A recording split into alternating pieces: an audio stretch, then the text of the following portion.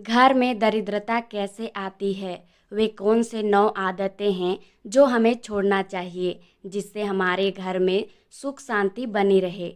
आइए एक कथा के माध्यम से समझते हैं। एक गांव में राम और श्याम नाम के 2 दोस्त रहते थे। दोनों में काफ़ी समानताएं थी, परंतु राम का घर सदा संपन्न और खुशहाल रहता था, जबकि श्याम का घर दरिद्रता और समस्याओं से घिरा रहता था। एक दिन श्याम ने राम से पूछा, भाई, आखिर तुम्हारे घर में हमेशा सुख शांति कैसे रहती है? राम ने मुस्कुराते हुए कहा, इसका राज हमारे व्यवहार और आदतों में छिपा हुआ है। अगर तुम कुछ आदतों को सुधार कर लो तो तुम्हारे घर में भी सुख शांति आ सकती है। श्याम ने ध्यानपूर्वक सुना और राम ने 9 ऐसी आदतों के बारे में बताया जो घर में दरिद्रता लाती है। पहला, सफाई की कमी। राम ने कहा, घर में सफाई न रखना दरिद्रता का पहला कारण है। गंदगी और अवस्थाओं से सकारात्मक ऊर्जा दूर हो जाती है और दरिद्रता का वास होता है। दूसरा, टूटी फूटी चीज़ों का रखना। राम ने बताया, अगर घर में टूटे हुए बर्तन, कांच, दरवाजे, खिड़कियां रखी जाए तो यह अशुभ होता है। इन्हें तुरंत ठीक करवाना या हटाना चाहिए। तीसरा, धर्म और पूजा का अनादर। राम ने समझाया, घर में मंदिर को साफ और पूज्य रखो। नियमित पूजा न करने से घर में नकारात्मकता बढ़ती है और दरिद्रता आती है।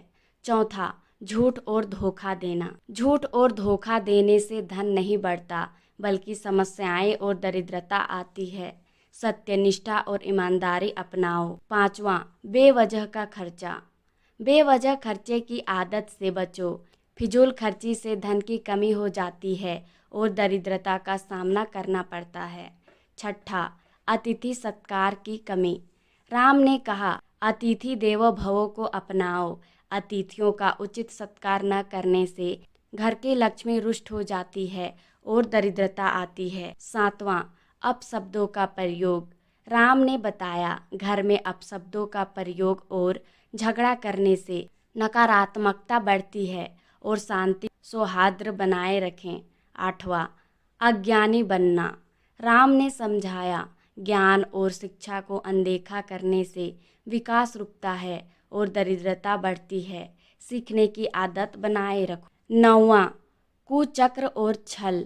अंत में राम ने कहा, दूसरों के खिलाफ कुचक्र रचने और छल करने से बचो। यह बुरे कर्म घर में दरिद्रता और दुख लाते हैं। श्याम ने राम की बातें ध्यान से सुनी और अपनी आदतों में बदलाव लाने का निश्चय किया। धीरे धीरे उसने देखा कि उसके घर की दरिद्रता कम हो रही है और सुख शांति आने लगी है। इस तरह राम और श्याम दोनों अपने अपने घरों में खुशहाल जीवन जीने लगे। इस कहानी से हमें यह सीख मिलती है कि हमारी आदतें और व्यवहार हमारे जीवन गहरा प्रभाव डालते हैं। अगर हम सही आदतें अपनाएंगे और नकारात्मक आदतों को छोड़ दें तो हमारे जीवन में भी शांति और समृद्धि आ सकती है। धन्यवाद।